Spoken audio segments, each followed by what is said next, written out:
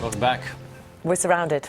They first appeared in our screens on the hit series The Inbetweeners as a group of teenagers dealing with the usual problems of embarrassing parents and unsuccessful attempts to get a girlfriend. That's sort of putting it mildly, really, isn't it? Now the boys, or are they young men now, back in a new film, and although they've left school, they're finding many of the same old issues difficult to shake off. We'll talk to the cast of The Inbetweeners 2 in a moment. Simon Bird, James Buckley, Joe Thomas and Blake Harrison first. Let's see a clip. One of the few clips. It's the only clip we could find that we could play. I can't wait to get a job training dolphins, even though it is. While they're arguing in the car, we've been arguing on the sofa about the order of the names. So, from left to right, James Buckley. Nope. Good start. Why don't you introduce yourself? Simon Bird. Yes. James Buckley.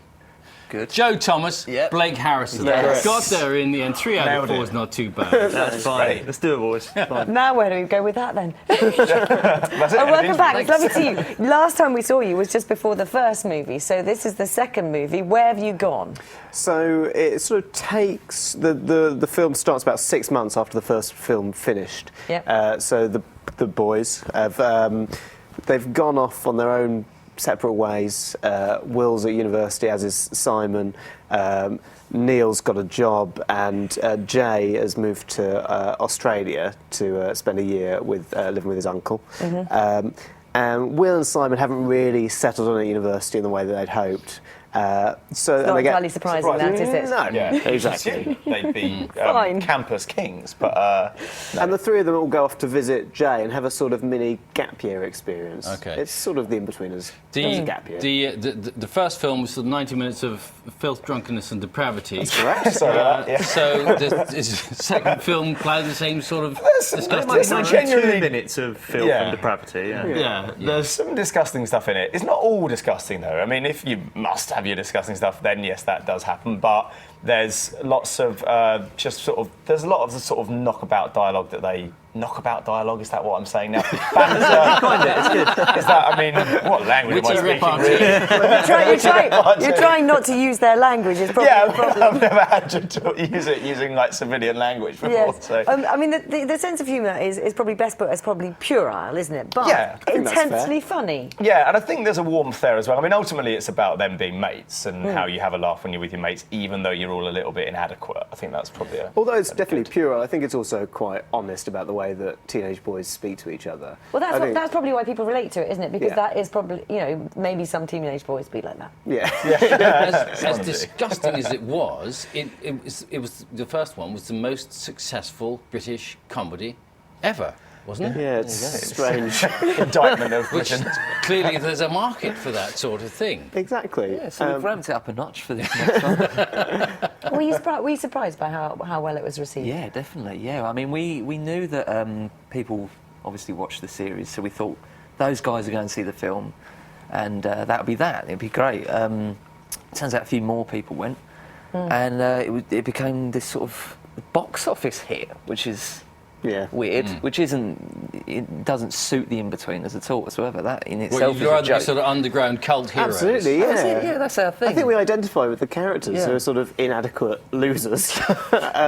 Which you are surely not after the massive success of the We series. still do a pretty good job of being losers. But tell us about your reception in Australia, because I understand that actually they sort of thought you were on holiday. Well, yeah, basically we, because we were out there as a forum, we actually did get a lot of time off to get over the jet lag and stuff. So we would just go out, the 4 of us, for like a meal or to the cinema or something like that, and people would come up to us going to the arcades because we're children still. Yeah. Because the 80s. Yeah. No, the arcades were great. I sliced my thumb on that hammer. Do you remember? It was all go. It was crazy.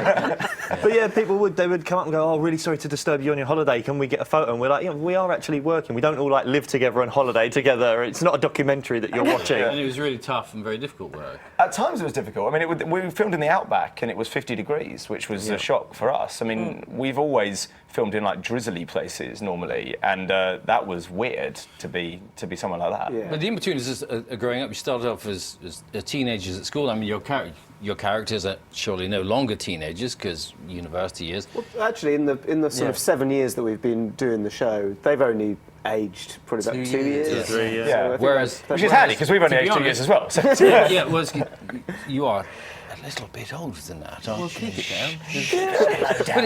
But it's all good because presumably if you keep the success, you can have a franchise Yeah. throughout the rest of your lives. I I don't think so. this is it. This is it. Is it really? No, but obviously 20 years time you couldn't have one that has betweeners. You know? Yeah, You really think this is the last one? absolutely. I think yeah. this is it. I mean, The show's about it's about that time of your life. It's about being teenagers and before you go off. No, I disagree.